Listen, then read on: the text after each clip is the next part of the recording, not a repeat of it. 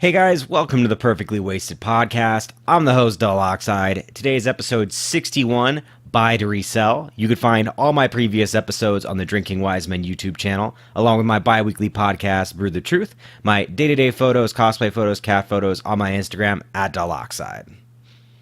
So today I wanted to talk a little bit about buying items to resell them and why people do it, what items are good for this kind of thing, and basically if it's right or wrong, I guess you could say. So I personally do this pretty frequently when I can afford items and when I know that they're going to be a big hit because I enjoy making money off of items. Sometimes I do it to kind of help pay for the same of my own version of that item. And sometimes I do it just because I could use the extra money, because why not? And I mean, the biggest thing that this is for usually is like video game consoles, cell phones. This can be pretty big on. Apparently shoes, this is really big on right now. And, you know, special editions of pretty much anything that you could buy. If it's a special edition, if there's a limited amount of them, then there's a good chance that you could resell it for a higher value, especially with things that you could buy in like local stores. If you can get them locally at a good price, then basically there's no harm in it because you could always return the items. So in most recent history, the re-releases of the Super Nintendo Classic and the NES Classic Edition are probably the highest resale value items that you could buy video game console wise. I don't think that there was such a big stress on the newest PlayStation or Xboxes that you needed to be there right first in line to buy it to be able to resell it for a good value. I think they kind of met demand on that. As it is a supply and demand type market, it makes it a little bit more difficult for certain things. Obviously, the Switch was another thing that there was not enough supply for. Nintendo actually, I feel like, is really good about making the supply be just enough that people get the taste for it, that everyone wants it. Whereas the PlayStation and Xbox, they can release tons and tons and meet the demand basically that's out there. Nintendo kind of just comes shy of the demand so that you're out there and they're making just a little bit more noise about their product for it. And I feel like they've done this for years now and it really works for them. It really, really works. But from the perspective of someone that wants to buy it to resell it, it actually makes it just that much better, because I think the last time that there was like a really, really big craze about buying and reselling any kind of like PlayStation console was when the PlayStation 4 first came out, and I bought about 6 of them. I thought I was going to be able to make some really great bank on them, but the end result was that I actually ended up returning the majority of them, because even though I might have made like 50 or 60 bucks on every single unit, it wasn't worth it to go through the trouble of putting up the auction, selling it, packaging it, making sure it was insured, shipping it, and then hoping that they didn't lie that they got the item. You know, it just wasn't worth my time to do that. It just wasn't worth my time is the perfect way to say it.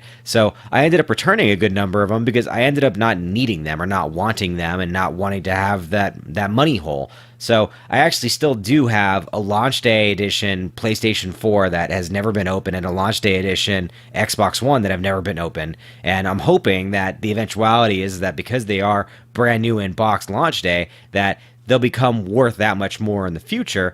And that sometimes is kind of how you have to play things. You have to buy things that you think are going to be a special edition that might be a great idea to buy at the time, but as it turns out, the demand is just not high enough for them at that time. And we see now that there are lots of items that are like this that, you know, you might have wanted 10 years ago brand new and now it just doesn't exist anymore. Like if you want to buy a brand new Dreamcast in box, a Sega Dreamcast in box, it's practically impossible, but they do exist. They're out there. So that's kind of what I'm hoping for, is that I can hold on to these systems for a long enough period of time that they'll reappreciate in value and I'll be able to sell it as a collector's item brand new in box. And it's not just something that is specific to video game consoles, although consoles is pretty much where the biggest demand is on it.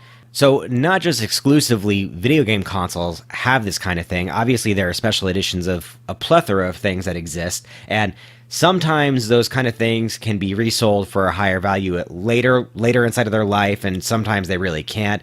It depends on what the item is. It depends on how it was used.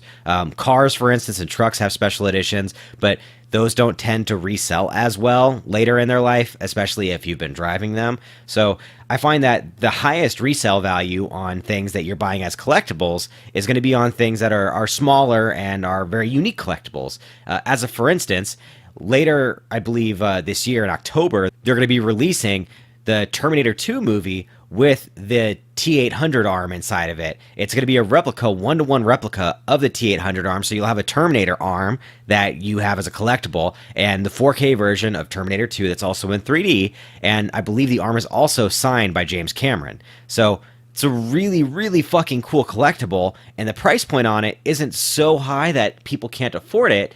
But additionally, I think that they're only releasing like 6,000 of them in the United States. So even though they might be releasing more overseas and things like this is one of those types of things that a collector is definitely going to go out of their way to purchase. And you could just kind of have a really good idea that this is probably going to be something you'll be able to resell for a great value. Now, also, because it's not being released until October, you could still return the item probably even up until the beginning of the year, because they start doing those like 90-day return policies right around then for Christmas items. Although it might be a little bit too early, so you might still only get that 30-day return on it.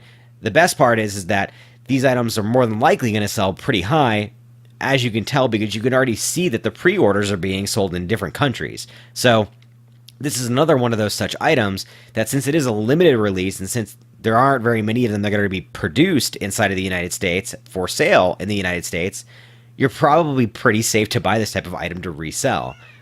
Now, another thing that I mentioned earlier on this is that, why do you do this? So sometimes you do it to supplement your own purchase of the same item. In this case, I ordered 2 of these so that I'd be able to have one if I wanted to keep it, but depending on how well it sells, I might just go ahead and resell it.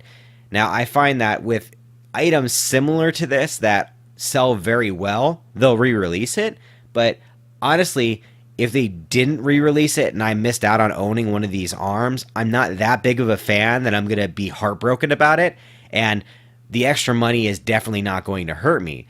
So I'll probably be selling both of my copies with the arm replica, because I feel like I'll be able to make a very good amount of money. It'll basically go towards my Christmas more than likely, and it just makes sense, you know, to me, because I'm not that big of a fan to try and buy this so that I could resell it, since it is a limited launch.